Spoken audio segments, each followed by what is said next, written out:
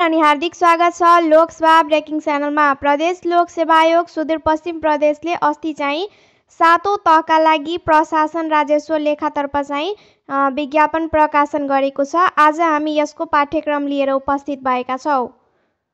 पहिलो पत्र लिखित परीक्षा 100 पूर्णाङ्कको, द्वितीय चरण लिखित परीक्षा 300 पूर्णाङ्कको, अन्तिम चरण सिप परीक्षण सामूहिक परीक्षण अन्तर्वार्ता 65 पूर्णाङ्कको।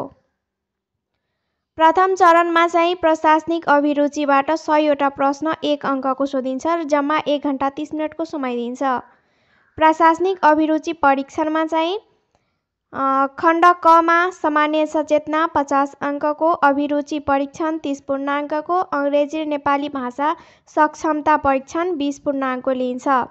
लिखित परीक्षा दोस्रो चरणमा द्वितीय चरण शासन प्रणाली 100 पूर्णाङ्कको, 10 वटा प्रश्न 10 अङ्कको, द्वितीय चरण समसामयिक विषय 10 वटा प्रश्न 10 अङ्कको, चतुर्थ सेवा सम्बन्धित 10 वटा प्रश्न 10 अङ्कको र जम्मा सबै पत्रहरूका लागि चाहिँ 3-3 घण्टाको चाहिँ समय दिइन्छ।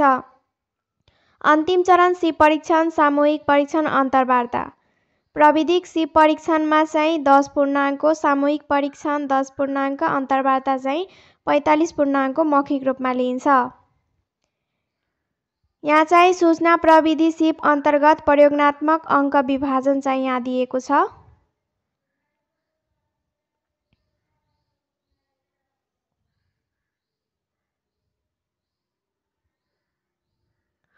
यसको प्रथम चरणको लिखित परीक्षाको यहाँ दिएको छ। सामान्य सचेतनामा भूगोल, इतिहास, विश्व वा नेपालको अर्थव्यवस्था, सुदूरपश्चिम प्रदेशको ऐतिहासिक, आर्थिक, सामाजिक अवस्थाबारे, वातावरण संरक्षण र विपद व्यवस्थापन। हजुरहरू स्क्रिनशट लिएर चाहिँ अध्ययन गर्नु, नत्र भिडियोलाई पोज गरेर पढ्नुहोला।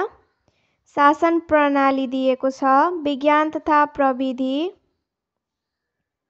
मानवाधिकार, सामाजिक न्याय र समावेशीकरण, खेल, साहित्य, सङ्गीत, कला र पुरस्कार, क्षेत्रीय र अन्तर्राष्ट्रिय सङ्गठनहरू, सामान्य प्रशासनिक व्यवस्थापकीय ज्ञानहरू।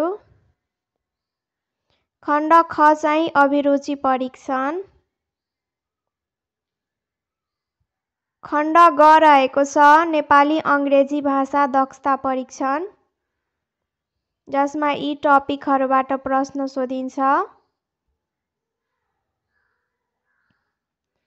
द्वितीय चरण चाहिँ शासन प्रणाली, शासन सम्बन्धित यहाँ दिएको छ। खण्ड खमा चाहिँ संविधान र कानुनी व्यवस्था।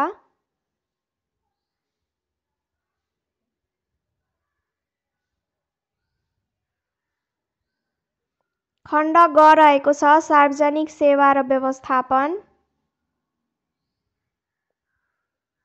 खण्ड घ रहेको छ स्रोत व्यवस्थापन र योजना।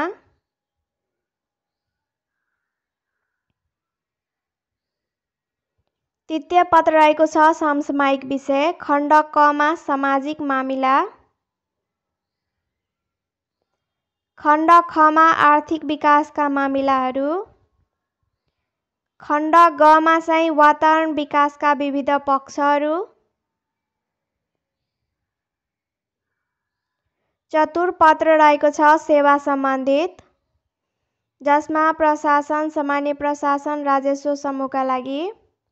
खण्ड कमा नैतिकता र सदाचार।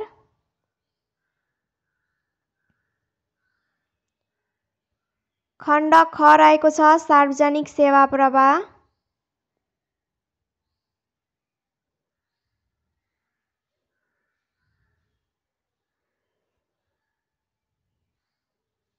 खण्ड ग रहेको छ आर्थिक प्रशासन।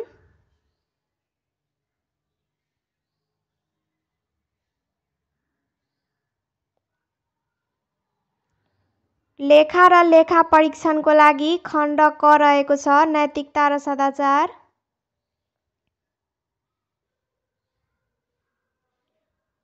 खण्ड ख रहेको छ आर्थिक प्रशासन र खरिद व्यवस्थापन।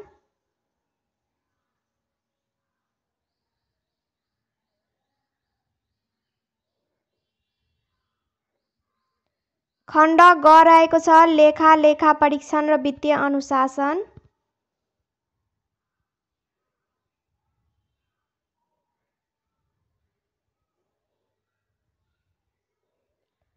अन्तिम चरण चाहिँ सिप परीक्षण, सामूहिक परीक्षण, अन्तर्वार्ता। सूचना प्रविधि सिप परीक्षणमा चाहिँ देवनागरिक टाइपिङ, इङ्ग्लिस टाइपिङ, वर्ड प्रोसेसिङहरू। इलेक्ट्रोनिक स्पिड सिटबाट यी टपिकहरू। प्रेजेन्टेसन सिस्टमबाट यी टपिकहरू। विन्डो बेसिस इमेल र इन्टरनेटबाट यी टपिकहरू दिएको छ। यहाँ दिएको छ प्रयोगात्मक सूचना प्रविधि सिप परीक्षणका आधारहरू।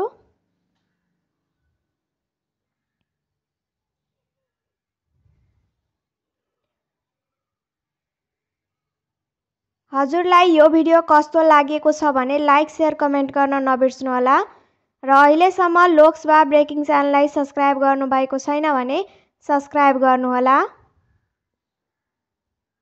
यस्तो रहेको छ सुदूरपश्चिम प्रदेशको 7औं तहको चाहिँ पाठ्यक्रम। आजको लागि यति नै। हस्त, धन्यवाद।